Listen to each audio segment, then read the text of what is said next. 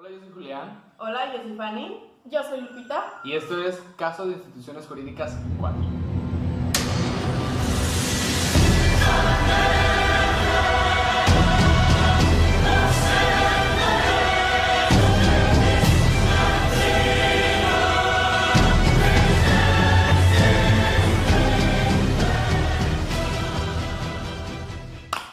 Bueno, comencemos hablando sobre el anatocismo. Y para comprender un poco el anatocismo debemos hablar de dos conceptos muy importantes, que son el interés natural. Que ese consiste en cuando sacas un préstamo o una deuda que te genere intereses, ese interés te lo establece dentro de un tiempo determinado y te lo fija en el interés. ¿Y el interés moratorio? Que como lo dice la palabra, es la mora, la demora en pagar lo que te establece al principio tu deuda. Una vez que tú incumples con el plazo de pagar tu respectiva deuda, se te genera un segundo interés, que es el interés moratorio, que no va a tener el mismo valor del interés natural.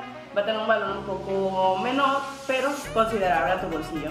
Es lo que vemos actualmente con las tiendas de Coppel, Electra o Sam's. ¿Sam's qué era?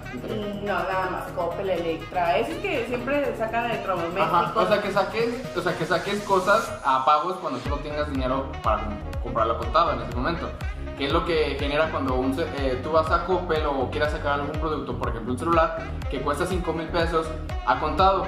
Pero en el mismo cartelito tú te vas a checar ahí en el precio que dice de contado 5,000 pesos y a pagos 8,000. Entonces ese ya es el interés natural. El natural ya es los 8,000 pesos. Pero ¿qué pasa después? Te dan un tipo determinado y van a buscar tu casa cuando pagues y pagues. Y en caso de que no pagues, como dice Fanny, se te sube otro interés, pero no tan alto como el que ya te lo habían establecido, sino pequeño, pero que hace que aumente. Entonces el 8,000, si no pagas, se te va subiendo 8,500, 8,700. Entonces va generando así, en cierto caso, que si no vas pagando continuamente, se te va a hacer una gran deuda, que solamente compraste un celular y parece que te hubieras comprado, no sé, un coche, una cocina o no sé, toda una casa, yo creo, ahí con los intereses en Coppel. No llegan con un respectivo papelito, con un aviso de que te vemos almacén en el juzgado. Así, a ese punto llegan, con tal de que les pagues. Yo no he llegado en ese momento, yo no he llegado en esos tiempos, pero sí me he escondido. Bueno, no, pero sí he visto las personas de Coppel así, los monitos, tocando en cada casa, checándote por la ventana que abras para recibir que estás debiendo y que tienes que ir a pagar. Porque yo no sé esos vatos, no sé. Yo he visto mujeres y más mujeres que hombres. Porque esos han visto caminándose por ahí diciendo, bueno, ¿quién anda ahí? Y o sea, literalmente te buscan por la ventana ahí. Yo creo que debajo de la puerta en el orificio que se ve así, para encontrarte y no dejarte la notificación de que tienes que ir a pagar porque si no se te va a salir intereses. Y de hecho a veces en las tiendas de Coppel me ha tocado que he conocido gente que si paga así al tiempo que ellos te establezcan, se te agrega así naturalmente a un concurso de un auto o de los que ellos estén rifando. Entonces, pues, existen beneficios al momento de pagar. Hay muchos casos y ya hasta aparecen testigos de Jehová. Exacto. Persiguiendo a la gente. Sí. Y sí te vas a topar actualmente con diferentes casos donde personas se encuentran involucradas en ese tipo de interés sobre interés y que al final su deuda parece no tener fin. Y de ahí, no sé si acaban de escuchar a mi compañera, pero acaba de decir las palabras claves, que son interés sobre interés. Eso es, mis compañeros queridos, el anatocismo, el exceso de intereses en una deuda. Pero ustedes dirán, ¿cuándo comenzó esa figura? ¿Cuándo comenzó a darse eso? Y eso se dio en 1994. Más o menos. Por ahí. En esos tiempos. Explotó. Explotó eso. Entonces ahorita vamos a hablar acerca de cómo fue que empezó el anatocismo en ese tiempo. ¿Qué fue cuándo? En 1994. En la crisis económica de México.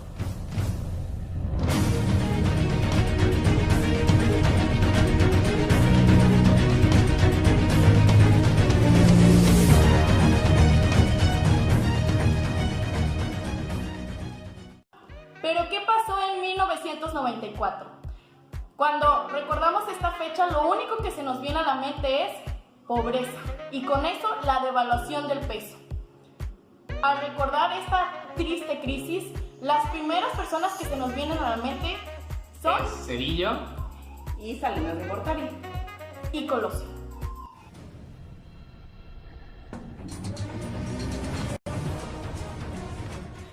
Colosio y en la crisis de 1994 comienza en diciembre, que muchos le llaman el error de diciembre, que fueron 72 horas en las cuales iban a hacer las votaciones en las elecciones de México.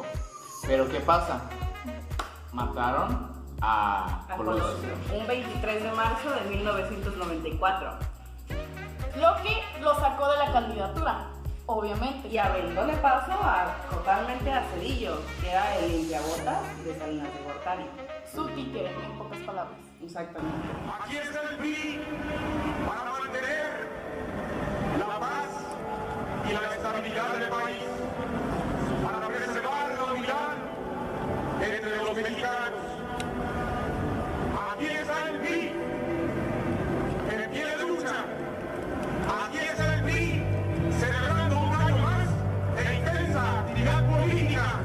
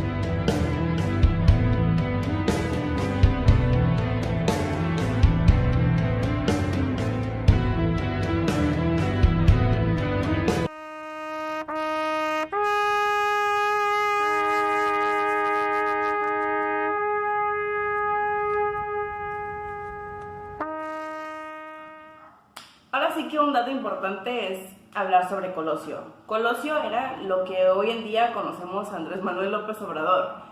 Colosio, voy a mencionar mucho su nombre porque la verdad era una persona a la que nuestros abuelos apostaban mucho y por ejemplo, mi mamá, que en aquel entonces era la primera vez que iba a votar porque acababa de cumplir 18 años en ese año.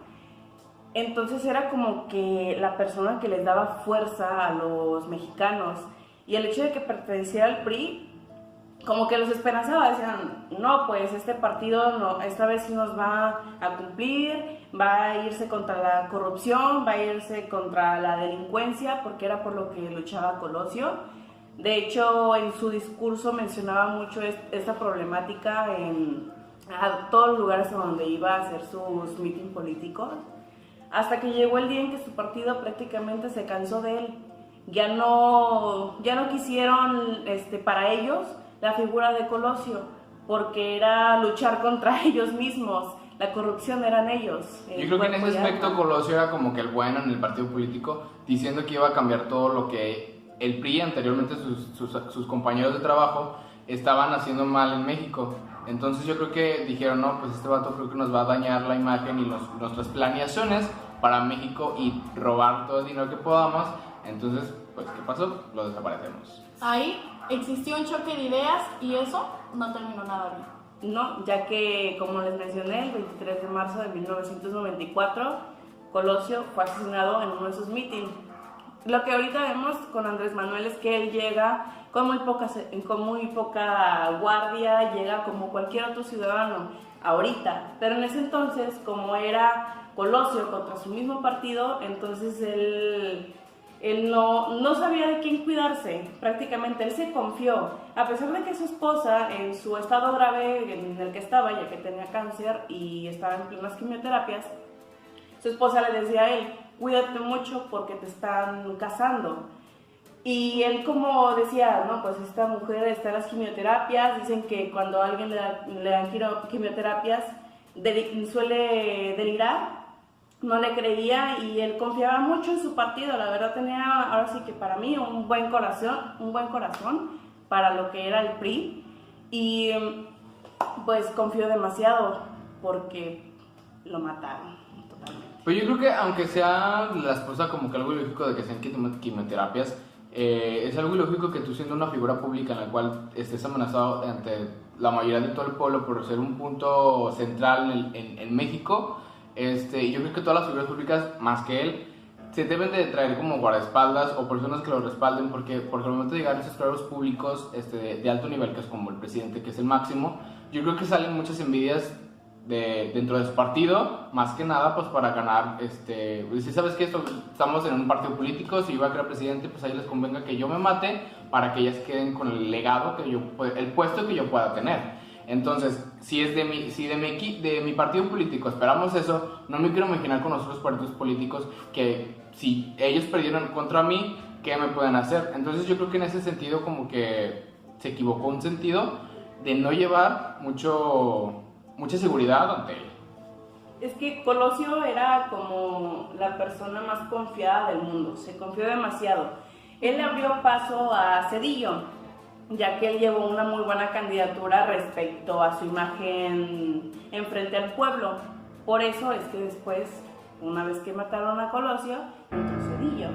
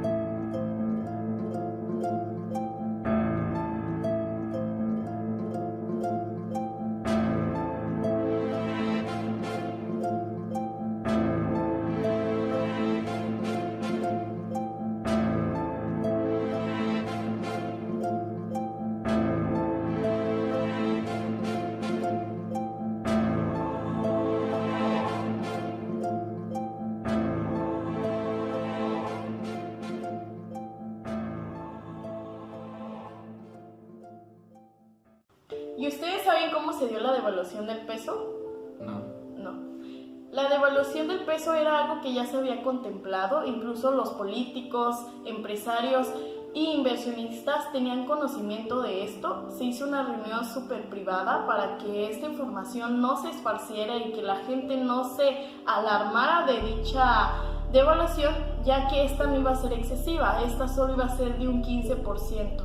¿Pero por qué se iba a dar? La devaluación iba a ocurrir aquí en cualquier país. La devaluación ocurre cuando un país está consumiendo más de lo que produce. Esto genera que la economía del país llegue a un determinado punto que ya no pueda estar estable, ya que va bajando su rendimiento hacia exportar productos. Me imagino que es como en el SAT, ¿no? Por ejemplo, tú reportas cada cierto tiempo tus gastos y una vez que tus gastos y tu consumo esté a nivel, el SAT está contento, pero si tu consumo está arriba de tus gastos, entonces tienes que reponer todo eso, tienes que estar siempre al nivel. Hasta la fecha se ha manejado. Sí, y es necesario. Para los economistas que vieron este asunto, dicen que era súper necesario una devaluación, ya que debido a esto la gente estaba viviendo una vida loca, llena de lujos, o que incluso gastaban más de lo que incluso podían pagar. Recordemos que en México anteriormente se daba que las familias eran de 10 en adelante, porque se supone que en aquellos tiempos eran puros señores en los cuales tenían ganado, tenían grandes parcelas, ranchos, en los cuales tenían que, vamos a tener hijos para que nos ayuden en esto y que heredan todo eso. Entonces las familias eran de 10 en adelante. Imagínense qué tanto México teníamos y para cuántas personas tenían que sobrevivir todo ese dinero. En esos tiempos se podía decir que México estaba en la gloria y debido a eso mucha gente se endeudó con el banco, sacó títulos de crédito y pensando que su economía iba a estar estable por el resto de su vida. Sin embargo, pues eso no era así. En algún momento le iban a llegar con el golpe de la devaluación. O sea, en ese tiempo los mexicanos o los ciudadanos que pedían los préstamos, pues no se iban a imaginar que cuando pasara esto de las elecciones iba a suceder lo de la crisis.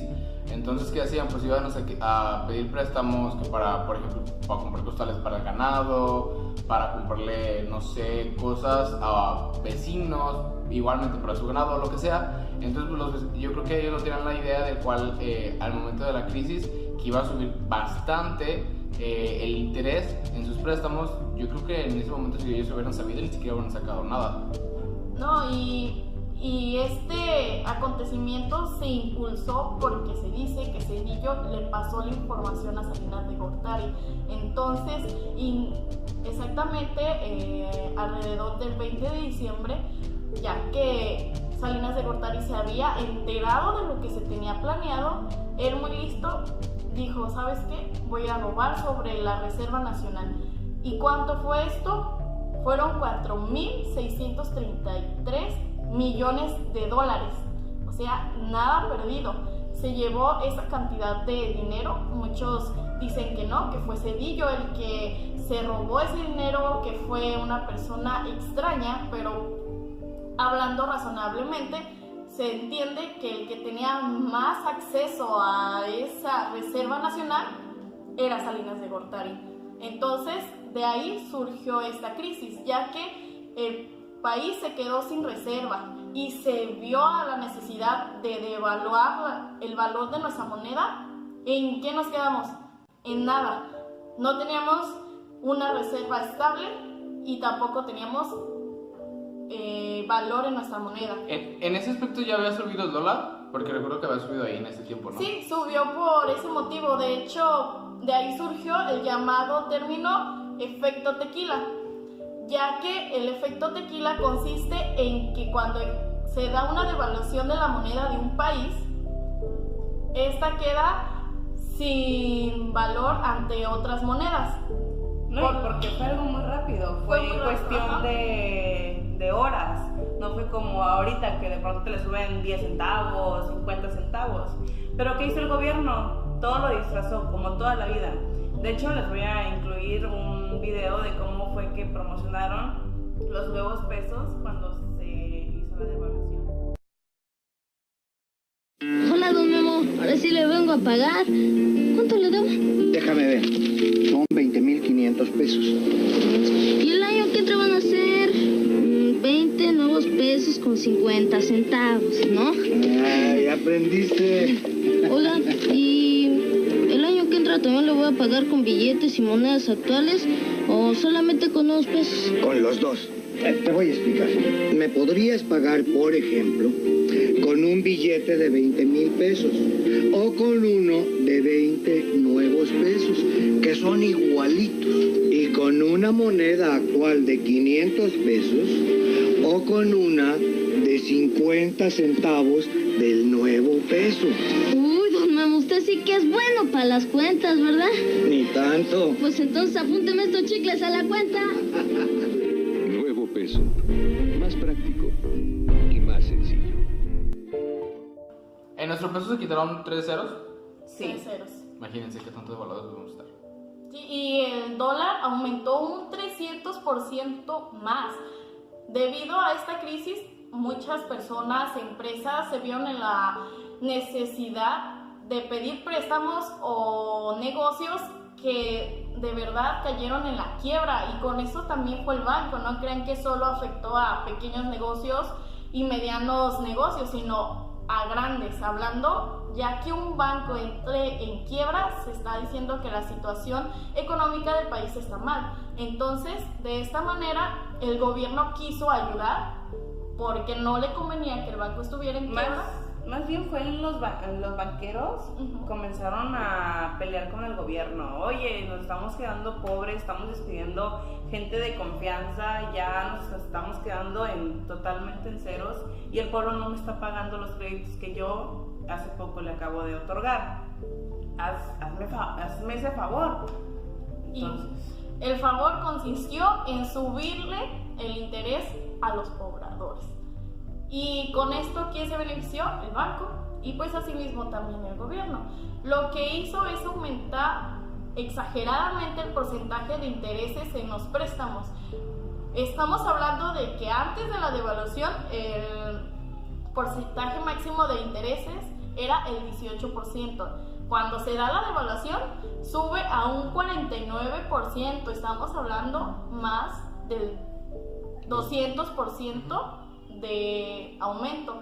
Entonces, ¿qué es lo que pasa? O sea, fueron golpes duros contra los ciudadanos porque fueron los que resintieron más este fenómeno, ya que aparte de que sus ahorros no tenían valor o que muchos perdieron sus ahorros porque el banco no dio señal, dijo, no sé qué pasó con sus ahorros, se perdieron los ahorros, sus deudas que habían adquirido antes de la devaluación se vieron aumentadas y hay muchos casos y testimonios donde personas que dicen, no, yo me endeudé con el banco para comprar tal cosa, mi casa o un local para mantenerme. Cuando se llega a la devaluación, prácticamente tuve que pagar otra vez mi casa, pagar otra vez mi negocio porque no. Y se hicieron dos polos prácticamente. Lo que yo pedí prestado se me hizo poco y el valor de la cosa que yo iba a comprar se hizo mucho. De hecho, yo creo que no fue tanto lógico lo que hizo el banco en el sentido de subir intereses, ya que si en ese sentido a los ciudadanos se les ha costado trabajo pagar el préstamo que ellos adquirieron junto con ellos, yo creo que subir el interés para que ellos paguen y que se les hagan las deudas grandes, yo creo que no fue tanto como que un asertivo en ese sentido, porque pues si se devaluó el peso, yo los millones que tenía en ese tiempo, pues se devaluaron 3 ceros. Imagínense yo que si tenía yo una reserva para lo que sea yo, imagínense cómo iban a quedar mi dinero, mi economía después de la devaluación. Yo no iba a alcanzar a pagar todo lo que yo tenía que hacer y tenía que comprar. Entonces el banco yo creo que fue como que algo, para mí, lógico, drástico en el sentido de evaluar el peso y de subir los intereses para que el pueblo pueda pagarles a ellos.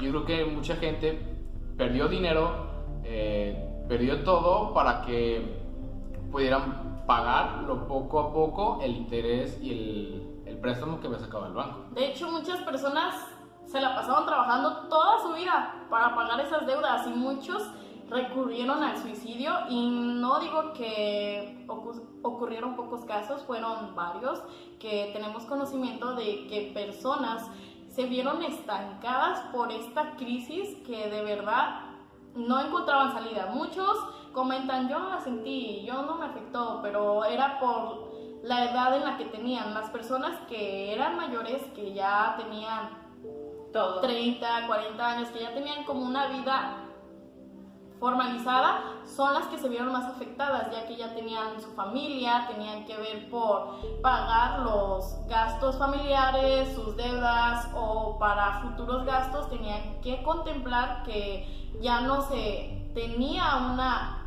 reserva económica buena dentro del país. Dado esto, muchos países aprovecharon, especialmente en Estados Unidos, aprovecharon a invertir, ya que su moneda, o sea, el dólar, valía un 300% más que la nuestra. Incluso iba subiendo cada vez más. Iba en escala, nosotros nos íbamos quedando abajo y obviamente eso los atrajo como imán. Dijo, Bill Clinton dijo, de aquí soy. De aquí somos. Incluso Estados Unidos fue el que dio un préstamo porque también no le convenía que México se fuera para abajo, que las industrias cayeran totalmente a causa de esta deuda, y dijo, ¿sabes qué? Yo te echo la mano, te voy a prestar $20 millones. Con esto, 20,000 millones de dólares, ¿sí? Con esto dijo, tú vas a establecer tu economía, vas a recuperarte un poco sobre la Reserva Nacional que se vio afectada por el robo que se hizo a ella, porque era necesario que el país estuviera estable, no les convenía que el país estuviera en quiebra. Incluso a los países latinoamericanos tampoco les convenía, porque México se puede decir que está en un punto estratégico, está en el mero centro de todo Latinoamérica. Entonces, los países de abajo, de latinoamericanos, decían, no, es que si está afectado México, ¿cómo nosotros vamos a exportar nuestros productos? O sea, no lo vamos a poder comprar porque estábamos pobres. Luego, una experiencia también que tuvo México en aquel entonces fue que las siembras comenzaron a ser un producto nulo, que la caña, la fruta, la verdura, la caña era muy dada en el sur. Y Brasil empezó a experimentar con químicos, haciendo que las frutas y las verduras crecieran más rápido. ¿Qué es lo que ocasionan estos químicos? Que unas siembras las secan, otras las ayudan, las que tú mantienes con ese químico, pero las que no son afectadas. Entonces unas personas pudieron hacer dinero con ese químico porque tenían el dinero desde un principio, y las que quedaron en ceros no podían comprar el químico, les salía muy caro, Brasil se aprovechaba, se quedaron totalmente secos, áridos. Yo creo que en ese aspecto a nosotros como México íbamos de cadena, así de cadenitas bajo abajo. ¿Por qué? Porque devaluó el peso. Las empresas ya no tenían los recursos suficientes para pagarle a todos los trabajadores que ya tenían. ¿Qué hicieron? Hubo recorte. Entonces, ese recorte hubo pobreza en las familias, porque recordemos que en aquellos tiempos la familia eran de 10 en adelante. Eran muy extensas. Entonces, en este caso, desempleo, pobreza y suicidios, como lo comentaba nuestra compañera, y en este caso, delincuencia. ¿Usted cree que fue el mejor presidente que ha tenido México en los últimos 20 años? En ningún momento un presidente puede hacer un juicio sobre sí mismo. Yo conozco mis aciertos y sin duda, mejor que nadie, conozco mis errores. Los he reconocido en mi libro, los reconocí siendo presidente, Jorge, y para el tamaño de los retos de México, no importa lo que se haga, nunca será suficiente para trabajar más a favor de los mexicanos. Pero aquí hay algunas de las críticas. Cuando usted deja la presidencia, millones de mexicanos pierden sus ahorros, pierden sus casas, pierden sus trabajos. Usted le echa la culpa a Ernesto Zedillo y a su gobierno, pero en parte no es usted también responsable de eso. Yo he señalado, Jorge, que cuando un presidente termina, deja activos y pasivos. ¿Sí?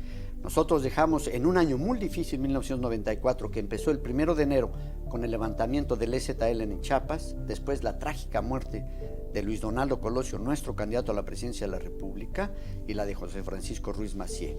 Y en el Inter, una elección presidencial ejemplar en la historia de México. Pero usted se está quitando de culpa de lo que ocurrió. Al contrario, yo dije que había una serie de problemas, nada más que ellos, con esas decisiones fatídicas de diciembre y las siguientes, convirtieron un problema en una crisis. No les ajustaba para la canasta básica. Literal, se detuvo también el comercio.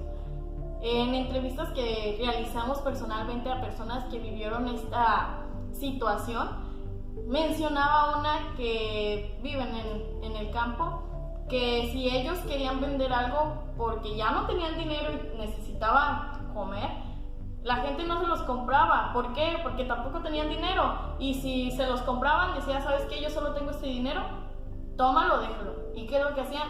Pues lo tomo, prefiero tomar la miseria que me estás dando a no comer. Entonces, sí afectó directamente a comerciantes, a trabajadores, a padres de familia, a los hijos, porque muchos tuvieron que abandonar la escuela para tener que trabajar, porque ya con el salario de un solo integrante no abastaba. Porque recordemos que en aquellos tiempos el padre de familia era como que el encabezado y que tenía que salir a trabajar para mantener a toda su familia. La mamá, o sea, en este caso la esposa, se tenía que quedar en la casa haciendo quehacer y en el cuidado de los niños y hacer la comida para cuando llegara el jefe de la casa, que era el papá, y los hijos llegaran de la escuela, poderlos atender. Porque pues en este caso siempre, en ese aspecto, México siempre ha sido machista en ese sentido de que el hombre tiene que ir a trabajar y la mujer tiene que quedarse en casa. Entonces, en ese sentido también mucho conflicto. Pero ahorita no vamos a dejar que ustedes simplemente digan, ay, ustedes solamente están hablando por hablar. Claro que no. Les vamos a dar unos pequeños cortos de algunas entrevistas que hicimos a manos de nuestro querido compañero Daniel. ¿Qué tal? Buenas tardes, mi nombre es Daniel. Al parecer me toca a mí con la presentación de este video. En unos minutos o segundos en este caso le voy a presentar de las entrevistas más destacadas que fueron al punto final para el proyecto de Instituciones Jurídicas 4. ¿Qué consiste? Ahora, la crisis de 1994 para ustedes. Más bien, ¿en qué consistió? ¿En qué consistió? Perdón. Sí. Que fue la salida de capitales nacionales por parte de empresarios mexicanos técnicamente, y eso fue ocasionó esa devaluación del 94 técnicamente, en eso estuvo. Ok, entonces en eso consistió. Okay, para algunos de ustedes, ¿dónde creen que afectó más? ¿En la zona urbana o rural? En todo el país, eso no hubo distinción, la verdad que fue una crisis genérica. Desde luego, donde más afectó fue en las ciudades porque es donde más créditos hipotecarios, más créditos bancarios habían, y ahí fue el problema más que nada. Ok, la última pregunta sería, ¿quién pudo ser en este caso el problema en sí de que pasara la crisis? ¿Serían los ¿Quién fue el ciudadanos? responsable? Pues? Ajá, el responsable en este caso. Pues sencillamente fue una del gobierno, no tanto fueron los ciudadanos, no, esas son las medidas políticas que se tomaron en su momento, y la verdad es que no pudieron controlar el problema que estuvo latente en ese momento, y ya fue al final del sexenio. Al final del sexenio fue donde vinieron varios movimientos, uno fue la devaluación, otro fue el levantamiento del ejército zapatista, y antes, en marzo, fue el 23 de marzo, la muerte de Colosio. Entonces, todo eso vino aparejado, pero fueron medidas técnicamente gubernamentales. Entonces, y también por no tomar las medidas necesarias. Aquí lo interesante es de hacer hincapié de que en esa época con Salinas se le dio mucho crédito a las personas por encima de la capacidad que tenían para ellos pagar, y eso fue lo que ocasionó técnicamente. Entonces, al momento de viene todo este problema que se van los capitales, viene el problema de la evaluación. Entonces, la gente, primero que nada, no tengo la capacidad para pagar, y segundo, devalúa la moneda, pues se duplica el problema. Agarraron de nuestros ahorros para pagarles a los bancos y no perdieron. Los afores. Así es, lo que viene diciendo. Todavía no había afores. Agarraron lo del Fobaproa. Fue. Lo que pasa es que después del 94 se instituye el Fobaproa. Sí, el Fobaproa fue ya una medida pendiente a tratar de mitigar el efecto, porque con lo que hace el gobierno es con el rescate bancario, es decir, yo compro todas las deudas a los bancos, porque en ese momento los bancos le hicieron una amenaza seria al gobierno de declararse una quiebra generalizada de bancos. Y se los digo porque ahí estaba yo en esas instituciones, o sea, me tocó vivir el momento. Y había una declaratoria de quiebra, y entonces él asumió y les ofreció a los banqueros que no hicieran la quiebra, y que les iba a comprar toda la cartera que ellos consideraran que era incobrable. Pero a partir de ese problema del 94, fíjate que ahí se instituye ya de manera oficial los famosos delitos de cuello blanco. ¿Por qué? Porque los banqueros fueron los que más provecho sacaron. ¿Por qué? Porque todo ese montón de broncas que ya no pudieron cuidar ellos, llega el gobierno y les compra toda la deuda, y ya se quedan a toda madre. Y es que esto también se derivó mucho sobre la situación de que los banqueros, como todos eran del gobierno, todos los bancos eran en ese entonces, desde la expropiación que hizo José López Portillo, todos los bancos ya eran del gobierno. Entonces lo que hacían los directivos, los altos directivos de los bancos, es que el del banco como no se podían autoprestar, le prestaba al directivo de este banco, y este directivo de este banco le prestaba al de este, y este a este. Entonces se empezaron a prestar entre ellos sin garantías y todo. Cuando yo me fui de subdirectora a la regional Bajío Centro, nos tocó ir a requerir a varios directores por créditos que tenían, créditos sin garantías, varios créditos. Entonces, inclusive uno de los subdirectores, se suicidó en la sucursal de Aguascalientes, por ejemplo. Y el modelo del Fobaproa trató de implementarse en otros países. Uno de los países fue Islandia, pero Islandia, el gobierno y la gente dijo que no, se echó encima al Fondo Monetario Internacional, pero los bancos que quedaron allá, que quisieron hacer las deudas públicas, se quedaron con sus deudas. Allá no se les permitió que se convirtieran en deudas públicas, sino que deudas privadas. Y los bancos en Islandia quebraron. El gobierno después los rescató, pero bajo otros mecanismos, pero no bajo el mismo mecanismo que se utilizó en México. Parece ya ser un mecanismo de rescate, ¿no? La FOBAPROA, que necesitamos no olvidar la historia. Ahorita nuestro gobierno actual acaba de hacer algo de eso con los bonos del aeropuerto. ¿Usted conoce o ha escuchado sobre la crisis de 1994? Sí he escuchado. De hecho, fui afectada también. Tengo entendido que fue lo de la crisis bancaria y el rescate a través del FOBAPROA, que aún seguimos pagando todos los mexicanos, ¿verdad? Parece indicar que los bancos se descapitalizaron, entonces el gobierno los apoyó con inversión del mismo, entonces lo pasó a deuda gubernamental. Entonces eso es lo que tengo entendido que sucedió. Ok, perfecto. La última pregunta sería que si en sí a usted o algunos de sus familiares fueron afectados de cierta manera y en qué zonas estuvieron en ese tiempo, así como urbana o rural. Estuve en ese tiempo en el DF, en el Distrito Federal, pero pienso que independientemente del lugar en que te encuentras, nos afectó a todos y cada uno de los mexicanos, puesto que aún estamos pagando esa deuda. Dinero que quizá se pudo invertir en mejorar las condiciones de vida de los mexicanos, entonces la seguimos pagando con un lazo. Pueden ver en el video de las entrevistas que acaban de pasar. Entrevistamos a profesores, a coordinadores en este caso, los cuales mencionaban que muchos fueron afectados, pero hubo una persona que nos comentó el motivo y la razón por el cual no fue afectado, como el siguiente. ¿Para usted qué fue la crisis de 1994? Bueno, pues fue como otras crisis que han pasado anteriormente, en el cual ha habido grandes devaluaciones, grandes sistemas. Ahí decía que el sistema financiero estaba sujeto con alfileres, ¿verdad? Estaba así muy que los alfileres se cayeron, ¿verdad? Con los problemas que hubo ahí, y entonces pues fueron problemas, pero el país no fue tan mal. El del 94, el crecimiento del PIB fue bastante bueno, siguió el 95, el 98, el 2000 creció bastante el país, con arriba del 6-7% del Producto Interno Bruto. No fue crisis realmente, ¿eh? Es que para mí no fue la crisis, en lo particular para mí no. Okay. Yo tengo un negocio, tengo esa cosa y para mí no fue crisis, ¿eh? Okay. ¿Quiere decir que para usted no le afectó? No me afectó. ¿No le afectó para nada? Para nada.